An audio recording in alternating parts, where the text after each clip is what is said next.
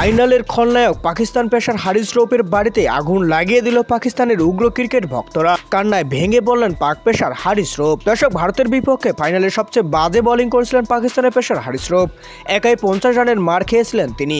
তার এই নিয়ন্ত্রণহীন বোলিংয়ের জন্যই ম্যাচ হেরেছে বলে দাবি করেছেন পাকিস্তানের ক্রিকেট ভক্তরা। এদিন 3 ওভার 4 বল করেই 50 রান খরচ করেছেন হারিস রৌফ। শেষ ওভারে ভারতের জয়ের জন্য যেখানে প্রয়োজন ছিল 10 রান, কিন্তু হারিস রৌফ নিজের শেষ ওভারে এসেও রীতিমতো মার খেয়েছেন।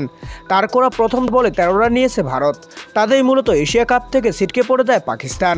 একদিকে ফাইনালে এমন বাজে বোলিং করায় ভক্তদের তোপের মুখে পড়ছে হারিস রৌফ। শুধু তাই নয়, পাকিস্তানি সামাজিক যোগাযোগ মাধ্যমে ভাইরাল হওয়া এক ভিডিওতে দেখা যায় হারিস রৌফের বাড়িতে আগুন লাগিয়ে দিয়েছে কিছু উগ্র ক্রিকেট ভক্ত সমর্থকরা, যেখানে দাউ দাউ করে জ্বলছে আগুন। মুহূর্তেই পুড়ে ছাই হয়ে যাচ্ছে সব। আর এইসব ভিডিও পোস্ট করে অনেকে দাবি করছে এটি পাকিস্তান পেসার হারিস রৌফের বাড়ি। উগ্র হয়ে ভক্ত সমর্থকরা তার বাড়িতে আগুন লাগিয়ে দিয়েছে। প্রিয় দর্শক, এ ব্যাপারে আপনাদের মন্তব্য কি? পাকিস্তানি ক্রিকেটার ফ্যান্সরা কি কাজটা সঠিক করেছে? অবশ্যই জানাবেন ভিডিওর কমেন্ট বক্সে।